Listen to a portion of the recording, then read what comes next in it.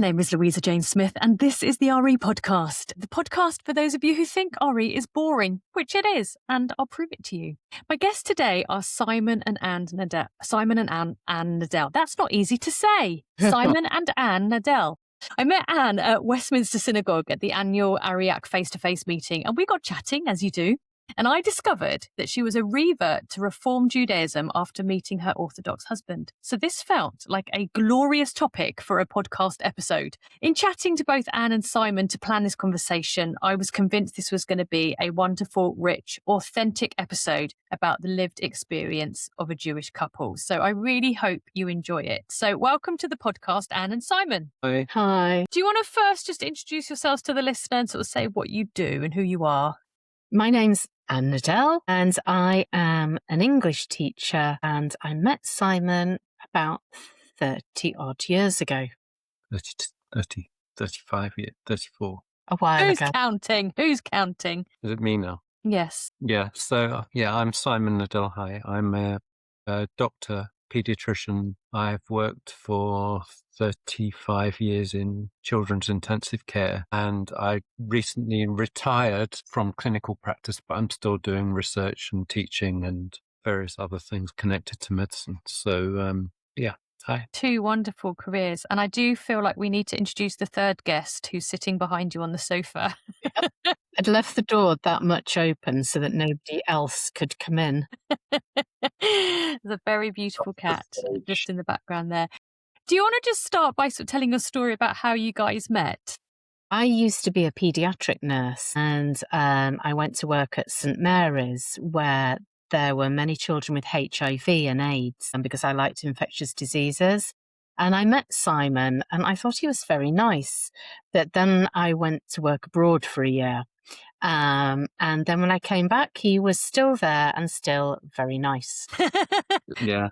She didn't change after she went abroad. So, we met in the children's ward at St Mary's Hospital, and it was the start of a long and beautiful relationship. Simon, do you remember first noticing Anne? Do you remember that moment? No. How can you not, honestly? I eventually noticed. Eventually. Yes. Yeah. Yes. I noticed Simon because at 5 o'clock he would invariably appear next to the big children's trolley of food for dinner, and they had chips and fish fingers, and Simon would be busy making his way through them. But actually your backgrounds were quite different in some respects, and maybe you had sort of slightly different beliefs. So what were your kind of beliefs at the time that you met? I was the same as I ever was, in that I come from non-religious agnostic family, so I didn't have any religious beliefs at all. Yeah, and I was born into an Orthodox Jewish family, and although they were Orthodox, their kind of practice was fairly liberal to that sense. So my parents were not particularly strict religiously, but I was brought up Jewish. And then I suppose after my bar mitzvah, which happens when you're 13 as a Jewish person, I kind of became a bit less observant, less religious, and I think it probably happens to a lot of people in their teens and early 20s that they kind of become less observant or more liberal, and so although I was identified very much as Jewish, I wasn't particularly observant at that stage of my life. And we know that later on, and we'll get onto this in a minute, that sort of changed and you kind of rediscovered that sort of that heritage and you kind of recommitted. But as you started that relationship, at what point did your sort of different beliefs come up, and how did you navigate that in sort of the early part of your relationship? I don't think we did particularly. We were both quite young, just going out, and I mean, it wasn't a big thing between us, religion, at the time. It was only when we decided to get married and have children that I suppose it became much more of not an issue, but much more something to discuss and something to consider about what that meant and how it might affect our relationship, if at all. And so, Anne, you actually ended up coming to the decision that you were going to revert to Judaism. Talk about that decision? What sort of motivated it? And then why you chose Reform Judaism? It just seemed terribly selfish to me not to convert, because that would make Simon very happy. I didn't have a religion. And so I was very happy to do that. There are different conversions. I was just going to say, sorry to interrupt. I was just going to say the discussion happened when we knew we were going to have a baby. Okay. And the discussion happened when, I kind of felt it would be important, certainly to me, and I don't know about to us, but to me, that children would be brought up Jewish. Because I felt quite strongly, and at that time didn't have a religion, so it became less of an issue for her. But obviously, it was important that she not agreed, but was happy with the decision, that we would bring our children up as Jewish. And actually, that's very much linked to the way that Judaism is passed on, in that it's passed on through the mother. Yeah. Yeah. And can I go back one step? When you got married, did you have a Jewish wedding ceremony, or did you have... We had a civil, non-religious ceremony. And then after Anne converted, we had a Jewish wedding, a religious wedding. Go ahead. Which I wasn't expecting. I came back from the Beit Din, which is the Jewish court where you convert, and all had gone well. And yeah, it was really sweet that Simon said he'd like a Jewish wedding. So I have some questions. So first of all, I want to know what's sort of significant about a Jewish wedding. That would be really helpful. And then we'll kind of go back to that sort of conversion experience and what the process is. So what's sort of common to a Jewish wedding? What are the elements that are significant? Well, there's a whole load of rituals associated with the Jewish wedding, with how you are together before you get married. You have to ritually cleanse yourself, which there's a religious bath basically called a mikveh, where you have to, before the wedding you clean yourself as ritual cleansing, which sounds a bit weird, but it's kind of, it's all part of the tradition and the ritual. And you're not meant to see each other, are you, the day before you get married, even though we were living together. And, well, we were already married, actually. So, of course, we were living together because we were already civilly married. But it's just the whole thing of, it's kind of you marry together into the religion, and there's a whole series of blessings that are said when you get married, and you get married, and I suppose it's following on the tradition, basically. So it's interesting you just mentioned the mikvah, because I think water is such an important part of many religious sort of ceremonies, isn't it? Whether it's wudu before Islam prayer, whether it's baptism, you've got the mikvah in Judaism, you've got sort of sugar water in Sikhi. So, and water is that kind of nourishment, and it gives life. So I think you've got that like spiritual cleansing and the sort of symbolic, the symbolism of that, but also this idea of water as the kind of life force as well, which I think, many people listening will be kind of familiar with rituals using water. I think, that's interesting. So, it was just like the kind of final nail in the coffin. No, not nail in the coffin. But... Yes, I know what you mean. But as in, the sort of final part of the puzzle, maybe.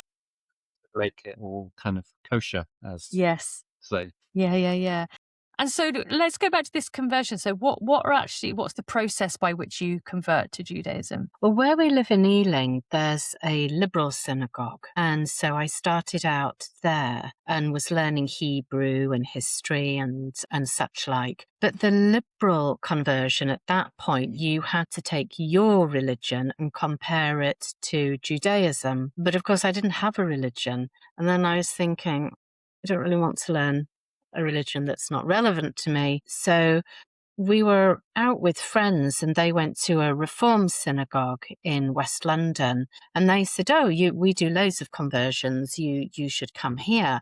So I did, and it was really lovely. And the rabbi who married us, his wife was my teacher through the majority of my conversion. So we knew the Farbmans really well, and we're still in touch with them now. They're lovely people. They live in America now. So you join, you have to learn about all the different chagim, the festivals, about the Jewish life cycle. You have to learn to read and write Hebrew. There are many sort of aspects. as a commitment, perhaps like an A level. I can't remember how long it took. A year and a About 2 half. years, yeah. Yeah, yeah. But at this point, I had I think a toddler and a baby, so I didn't have like loads of time. So, yeah, but it was nice. So I used to go to lessons once a week and then I'd learn at home as well. And, you're supposed to be the same as any other Jewish person with basic Jewish knowledge and skills. And what made you choose Reform Judaism rather than Orthodox? A good question. I think it was more around the synagogue that I moved to because with liberal, I didn't want to learn a second religion, and Reform just made a lot more sense to me. And I've always been Reform. There's the issue. So to convert in an Orthodox to Orthodox Judaism is a much, much more complicated process. It takes at least 3 years. You have to live for a period of time with an Orthodox Jewish family. So, and also the difference between Orthodox and Reform is that men and women sit separately, and girls don't get the same kind of I don't know what you'd call that really. They're not treated quite the Not the same. same responsibility as boys. And because we had 2 daughters, it was important to me that the girls would be treated equally, and they are in liberal and Reform Judaism. It's so lovely because that's a really lovely symbol of how your marriage has worked, in that you have found those places where you overlap. And there are so many places where you overlap, regardless of the label or, the word that you put on. And that sort of belief in sort of, the equity of gender, I think, is really important. One thing that we talked about when we were like planning this episode that I just found really fascinating because it was brand new information is the sort of the various responses to converts within the Jewish community, particularly when you link it back to sort of King David and Ruth and things like that. So just talk to us about the various responses to converts within Judaism. So, I mean, historically and religiously and traditionally, converts to Judaism are actually seen as in a higher regard than people who are born Jewish. Because you can be born Jewish, you can have nothing to do with Judaism your whole life, and you're still Jewish. Whereas I suppose converts have made a conscious decision to become Jewish, whether they revert to Judaism or whether they, completely new to Judaism or whatever. And I thought it may well come from I think it does come from the fact that Ruth, who's the mother of King David, traditionally in the Bible, was a convert to Judaism. So she said, "Your people are my people, where your God is my God." That's basically how she converted. So it's much easier in those days. It didn't take 2 years. And basically, in Judaism, the Messiah that we're waiting for is meant to come from the offspring of King David. So Ruth is considered very highly, and that's why converts are looked at, in most cases, very, very positively, and more, as I said, more so than people who are born Jewish. Now, the lived experience of people who convert may be different, because I think some people feel they're not fully accepted, but in fact they are. If you get a certificate of conversion from a recognized authority like the Beth Din in Judaism, which is the religious court, then you're considered Jewish by everyone. The only problem is that Reform Jews are not considered proper Jews by Orthodox Jews. Okay. So whether you convert to be a Reform Jew, even though they're looked on more highly, they're not going to be recognized as Jewish as an Orthodox. So there's that kind of schism within the religion. And that's definitely something I want to explore, actually. We're going to come back to that later because I think that's fascinating. Can I also, I don't know whether this is right, but actually in terms of like the numbers of Judaism, the numbers of people within Judaism has obviously, there's very small numbers and there's very specific parts of history where those numbers kind of diminished. While Judaism it's not a faith that proselytizes, you don't try to convert people. Is there a sense that actually if there are converts, then actually that's increasing the numbers of Jewish people as well? And actually that's really significant when you have got falling numbers. Well, yeah, I mean, you're right, because there's 15 million Jews in the world, and there's something like 250,000 in the UK. And you're right, the numbers after the Holocaust the numbers of Jews haven't reached the number that were present before the Holocaust. So although, yeah, obviously every Jew is welcome, the numbers of converts are fairly insignificant actually compared to the numbers that are particularly being born to the ultra-Orthodox population, the Haredi Jews who are the very Orthodox, black hat, black, that kind of. Yeah. They have lots of children, and in fact, their numbers in Israel and in America and in the UK kind of make up a lot for the numbers that we don't have. So there's a high proportion of Jews being born to those very religious populations. Yeah. Okay. And just sort of like thinking about then this relationship between the different groups within Judaism, what's the sort of various responses from the different groups about an Orthodox marrying a Reform Jew? So if you're a Reform Jewish convert, you can't get married in an Orthodox synagogue. Okay.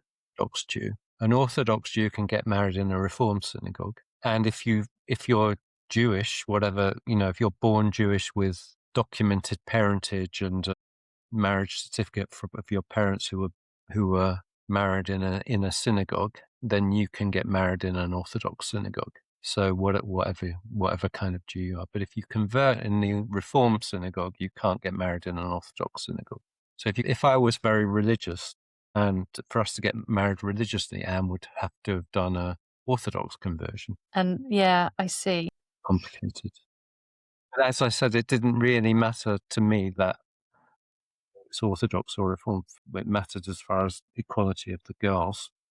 And there's plenty of liberal, Reform, Masorti synagogues where you can convert and you have the equality. For me, that there is no need to have an Orthodox status. Reform is just great, and we did have girls, and it is important to us that they are on an equal footing in our religion. Thank you. What are the differences then between Reform and Orthodox? I know RE is messy. I know that all religious faiths are messy, and it's not easy to kind of define things absolutely. But if there is any kind of key differences, So, shall I? I'll go after you. All right.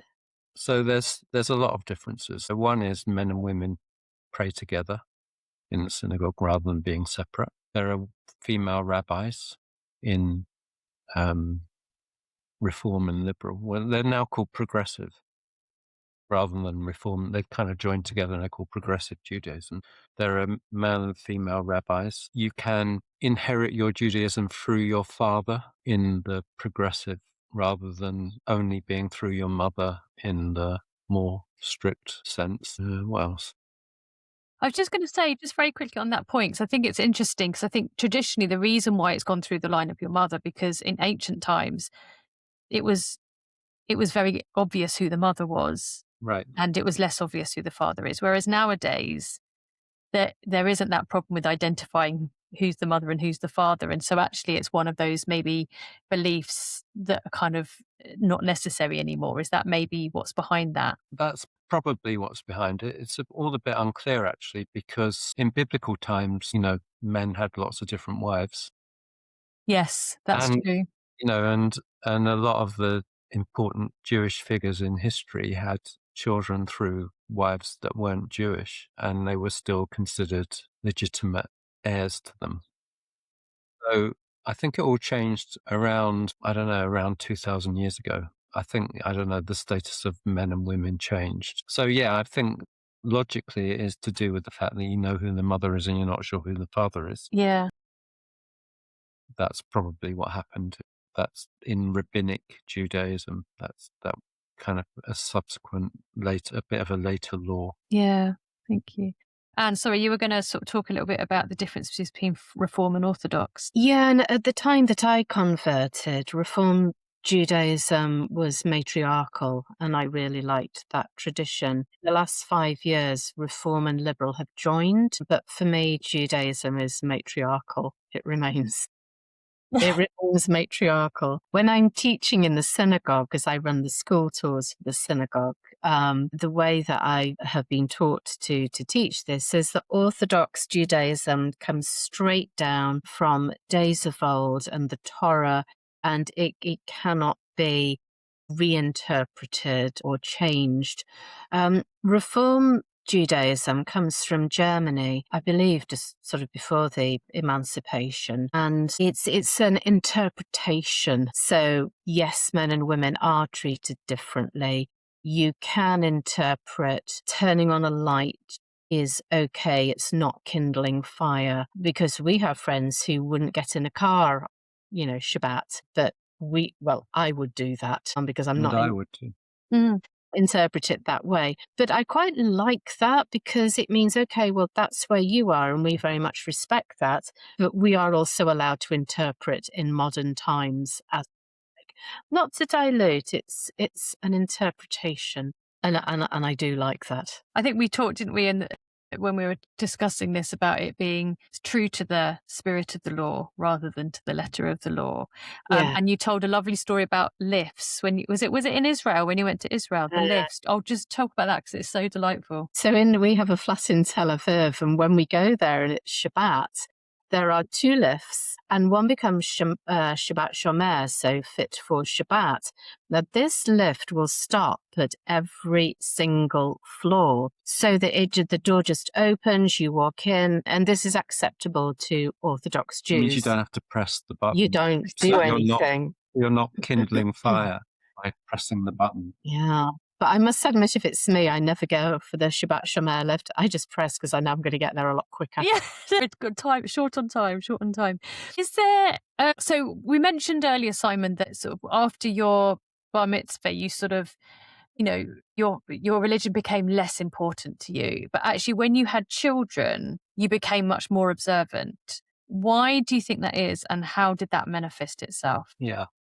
So basically, I suppose it became more evident to me that one of my responsibilities as a parent was to pass on my kind of tradition and where I came from, and particularly important, I suppose, in, seeing as what's happened in the last 100 years, that I didn't want to be part of the religion dying out, I suppose. And I felt it was important that we, I suppose by that stage, pass on what it is to be Jewish and the Jewish identity to our children, and to make them understand how important this is part of their life.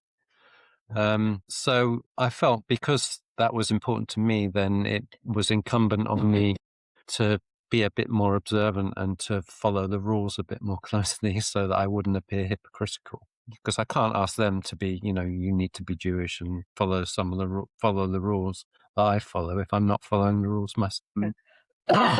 So that's effectively. So I became a bit more observant. Well, more observant actually than I was in my teens and late 20s. So what I thought it'd be quite interesting for us to think about is the differences in terms of how you both practice your faith and how you do things differently and how that kind of plays out in your marriage. Shabbat's interesting. So Friday night, we always observe Shabbat wherever we are in the world, always. And if we're apart, we will observe Shabbat, but not together. Saturday is interesting. Simon will often go to the Orthodox shul around the corner, and sometimes if he does that, I'll go and meet Jewish female friends. So we're both sort of Shabbating, but in different ways. And if we don't do that, we might go to the synagogue together. Oh, we might not. The Reform. The Reform together. Or we might not do anything on Shabbat. We might just go for a walk. So, yeah, we will do different things. I have to say the Orthodox synagogue that Simon goes to is Lubavitch, and they're actually very welcoming and very kind and friendly. But most of it's in Hebrew. I don't understand it, and I don't really know anybody there, so it's not somewhere you see me very often, although they're very nice and welcoming. But Simon, you like going, I don't like you? the more traditional kind of service. I don't understand most of the Hebrew either, but it's got an English translation in the prayer book, so it's fine. So Yeah, I kind of like it. It's kind of small and it's traditional, so it's what I'm used to when I was growing. But we try and not do any work on the Saturday. I don't look at my emails. I do look at my phone, but I don't look at my emails. I never teach on a Saturday. So we kind of observe, it's meant to be a day of rest and you're not meant to do any work and you're meant to be very spiritual and do loads of reading and stuff like that. But we don't do that. But we do our own thing. We kind of observe it in our own way. So we kind of, we're not, if you were very, very observant, you would walk everywhere or you wouldn't carry anything. You wouldn't look at your phone at all. You wouldn't watch TV or turn the lights on or do any cooking or anything on Saturday. And so actually, but you still have that rest and you do put those rules in about what you are and you're not going to do, but you don't necessarily follow absolutely everything. We do. We kind of make it a different kind of day to a normal day. It's funny as I get older, I don't know if you're the same, really like Shabbat because it's like I don't have to do anything that I don't want to do. Yes. And I can just go for a nice walk or I can have a big lie-in or, but I'm not working synagogue either, although I do. But yeah, no, it's right. We make it a different day. It's a different day. And in some ways, more of a special day. You are you're not working as in work. You're stuff that you like doing. That nourish you, I guess, isn't it? And actually that's what Shabbat should be, is that nourishment, and whether that's spiritual nourishment or physical nourishment or emotional or mental, that actually you create that space for that, don't you? That's what it is. Yeah. And actually, Simon, it's just interesting because I think for you going to an Orthodox synagogue, there's a real connection to your upbringing and your history. There's almost a sense of like comfort in the familiar and that nostalgia. And, I think that sort of routine and comfort and tradition and ritual that we're used to is really important to you. Whereas. Yeah. And I suppose because it's the synagogue I was bar mitzvahed in and I used to go to when I was, young, very young. So although all the people are obviously different, it feels like, it's something that I'm used to and like you say, it's the comfort in familiarity. And actually what you've both said to me sort of previously is that, for you, Simon, that tradition and that sort of spiritual connection to your past is important. And for you, Anne, it's about the community and it's about the community of people that you can share a life with and do things with and grow and, navigate life together. Yeah, I mean, it's nice to have people where you've got quite a lot in common, even if your lives are completely different because of the Jewish upbringing or tradition or culture. It's something you have in common. You share with each other, people. And I did ask you about sort of attitude to food, and actually you've got sort of actually how it plays out is interesting because Anne, you're vegetarian, and so a lot of the food laws are irrelevant if you don't eat meat. I mean, the other thing is because Anne's vegetarian, I don't cook meat at home. Yes. So I don't have to worry about the dietary laws of mixing milk and dairy, dairy and meat together. Yes. Don't worry about that. I only eat kosher food effectively. So I only eat foods that are kosher. Yes. So only, no shellfish or pork. Or if I want something meaty, I go to a kosher restaurant. Yes. And were you vegetarian before you converted? Have you always been, or is this? Always been a vegetarian since I was apparently in nursery school when I used to get all the meat and chuck it under the table and would not eat it. I get that. And actually, talking of food, Simon, you've referred to yourself as a cafeteria Jew. What do you mean by that? What I meant is I kind of take what I like out of Judaism and leave what I don't like. So it's like, you walk into the buffet counter and you take the things you like and you don't take what you don't like. Yeah. And that's kind of what I do. Although I love eating meat, but I hardly ever eat meat. First, like I said, I don't want to cook at home meat because it's much more complicated, with all the dietary stuff. And so it's just easier not to eat meat at home and just eat it when I'm out in a cook. And is there, if you could maybe give a couple of examples of things that you do take from Judaism, that you do pick off the, the cafeteria array, and the things that you've maybe gone, actually, that doesn't feel that that's going to help me to practice my Judaism? What do I do? So there's the dietary stuff there's also some of the spiritual stuff and the ritual, like Friday nights, we light the candles and say, have wine and challah. And Does your love of Israel and travel and books and... yeah, there's a lot of the Jewish history and I suppose it is spirituality, actually, that I like. We both read Jewish books, but they never overlap. Okay.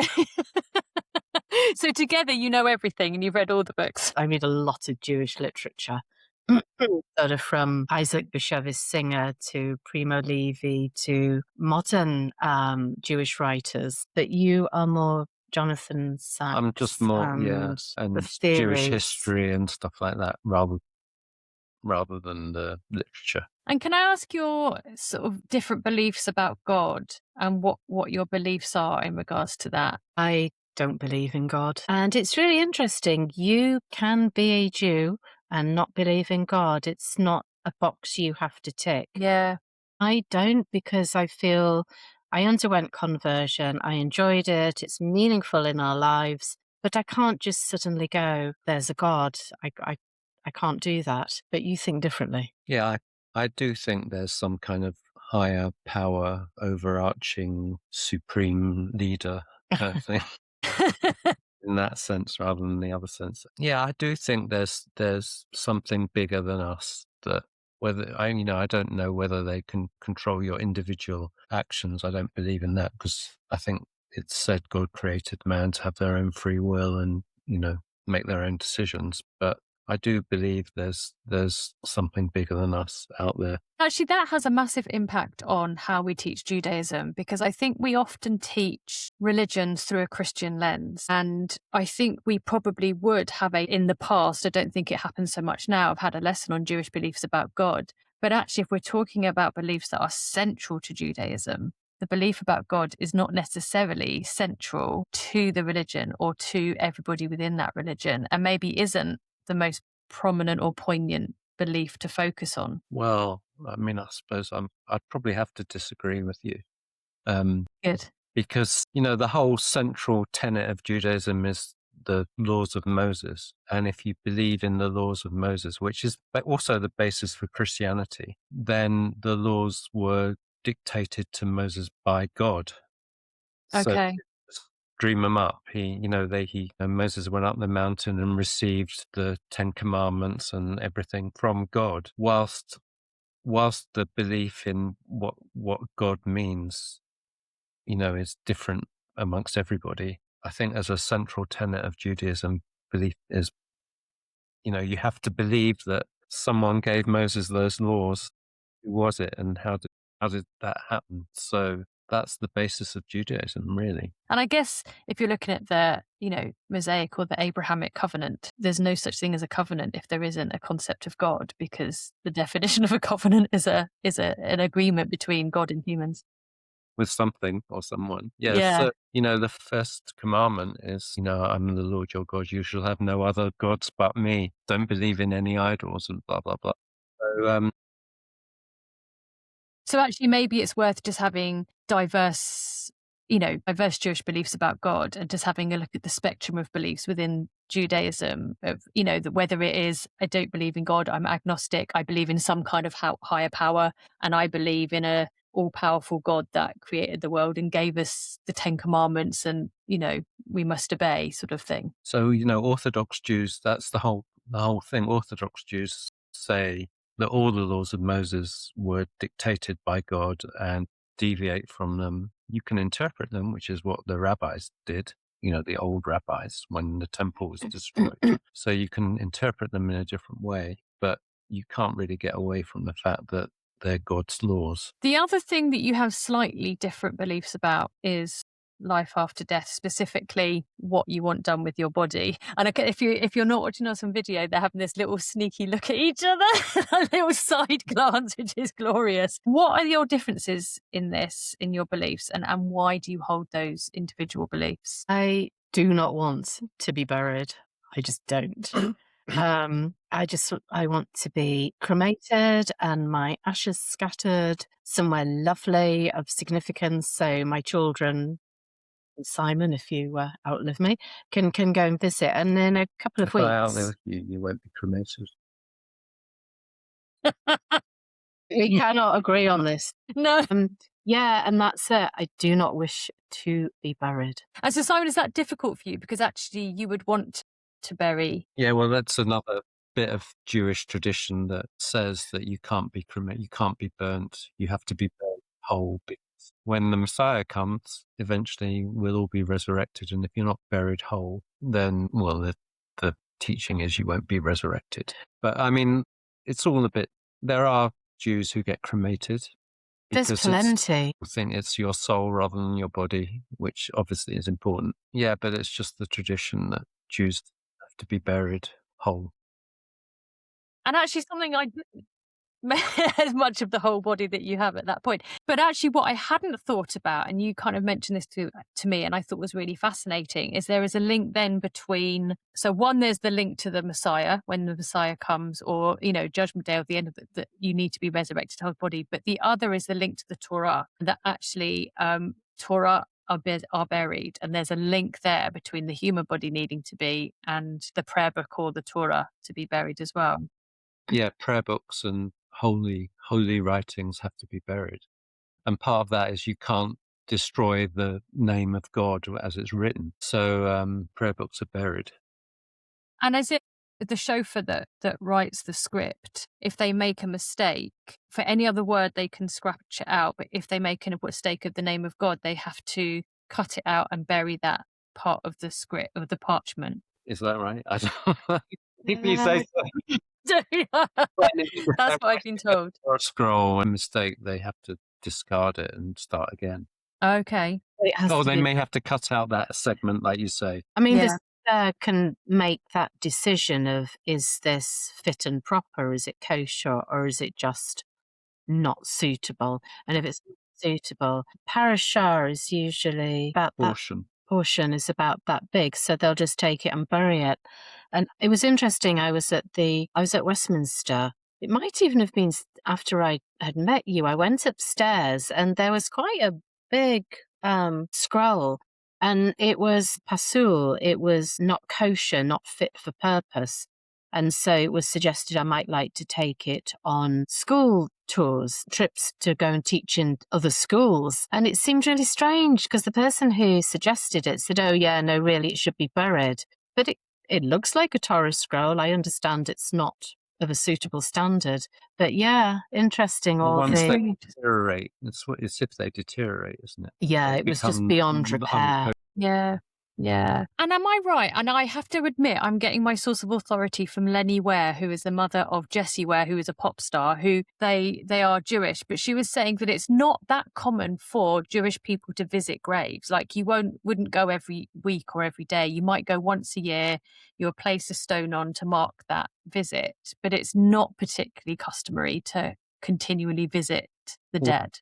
Part of the reason for that is that contact or proximity to dead bodies makes you religious, spiritually dirty, unclean or whatever. Yeah. So some Jews, I think the Levites, aren't allowed to go to a cemetery. Right. They have to then spend a week, in the mikveh getting clean. So it's traditionally, I only go once a year to see my parents. Usually before High Holies. And for the original priests, the Cohens and the Levites, when you go to the Orthodox burial grounds in Bushey, they have a separate entrance to sort of and there's this, because they're not supposed to be too near the dead. And it was really interesting because obviously I'd learnt about it, but then I actually saw it, and the traditions are different. Yeah. I mean, not people for whatever reason, if they want more comfort or want to be near their, deceased loved ones, then they can go. You can go as often as you like, but it's not traditionally something you do all the time. No, because essentially the soul is not, the soul is not, that person isn't there. Right. But actually, what I'm thinking about here is that a lot of people listening are going to be RE teachers, and we teach the parable of the Good Samaritan. It's so important to understand Judaism in order to understand that story, because that has a Levite who he thinks is a dead body and passes by on the other side of the road. And if you don't understand the Jewish context of that story, it just makes the Levite out to be just an uncaring person. But actually, there's very strict rules about them going near a dead body. And if they were going down from Jerusalem to Jericho, they've just been to the temple. So they probably have just had their ritual bath and they've been cleansed. If they went and near the dead body, they'd have to go back up again and so actually it puts that story in context. I think that's really important. I don't know the story of the Good Samaritan. Yeah, because people do misinterpret it. Yes. And even to this very day, as I'm saying, we Yeah. go to Bushy and there is the completely separate entrance for the Kohanim and the Levites. Yeah. Yeah. I think and it's really fascinating. And that kind of contextual knowledge to a lot of the stories we teach is great. It's a parable that Jesus told that where a Pharisee and a Levite pass by a body that's been beaten up, and the body is a Samaritan. The body, yes, because they think it's dead, and it's a Samaritan that goes to help the person, even though at the time Jews and Samaritans were kind of enemies. And it was Jesus saying that actually, you should love God, love others as you love yourself, as the kind of two big commandments. And so, but it's something we don't often teach in context. What's really obvious in this chat we've had today, but also the previous chat I've had with you, is that, there's significantly more that unites you than keeps you apart. And while there are those differences, you have such, respect for the other and really hold and honor the other person's perspective. Do you think it's that's kind of allowed your marriage to kind of work? We often say that. We say Judaism, not that I was looking for a religion, but Judaism, it's a massive part of our family life. And it's actually enhanced our lives quite significantly, I think, just, with all because, I think we respect each other's differences, but we pretty much enjoy the same things when it Judaism. And all our Jewish friends and our Jewish life and our Jewish culture, and it's been really fabulous. Yeah. So that community and that richness of culture. And actually we're recording this in Jewish Culture Month as well. So that feels quite prominent. And how's that sort of been for your children? So you say you've got 2 daughters. How do they kind of navigate their Jewish identity, in the 21st century, being young people in this context? So they identify quite strongly as being Jewish, but in the current context of, what's going on around them, it's difficult to express that for them. And they've struggled somewhat with friendships and, just in what's going on. They've struggled with social media and maintaining friendships and feeling they can't fully express their Judaism where they are, because they have directly encountered some discrimination. Sorry to hear that. How does that manifest itself? Well, as I said, some of their friendships, some people in their social groups have, said and done things that are directly anti-Semitic and involving them. Referring to them as Zionists and ostracizing them been quite difficult, because growing up, Judaism was always a very positive experience, wasn't it? They both grew up in the Jewish Reform movement, and one of our daughters, that's her flatmate, is one of her friends from that, she must have known her for nearly 20 years, and they're lovely, like friendship. But out there, particularly in social media, it's quite unkind. And I think that's such a strong message to us and our responsibility as humans, as educators, as RE educators, to give young people religious literacy so they understand what Zion is and what that means within Judaism and what it's not. And to be able to see the nuance between geopolitical policies that are being done in the name of Judaism and then the lived experiences of everyday human beings like yourself and like your daughters that have equally moral problems with some of the things that are being said and done in the name of Judaism. And I think that, religious literacy, the nuance, the respect, listening to other people, talking is so much a part of what we try and do as RE teachers. And actually a story like that reminds us of why we're doing it, Yeah. and I think it's, It's really important. Education is really vital. Yeah. Understand what the religion is and what it isn't. And do you think there's, just as we close, there's any sort of final thoughts you want to leave our listeners with, or anything maybe, just a kind of final message, or, something you'd like us to do in the classroom to kind of better represent you, or anything like that? I think, well, I don't know, but it seems to me that people don't really understand much about what Judaism really is. I mean, as someone said yesterday, every prayer, everything is all about peace in Judaism. Oh, yeah, even how you say hello is shalom, means peace. So, the whole religion, everything in the Torah is all about peace and getting on with your fellow man. I don't know, people have this view of Jews because what they see and hear in social media and on the new thing, and that's completely skewed.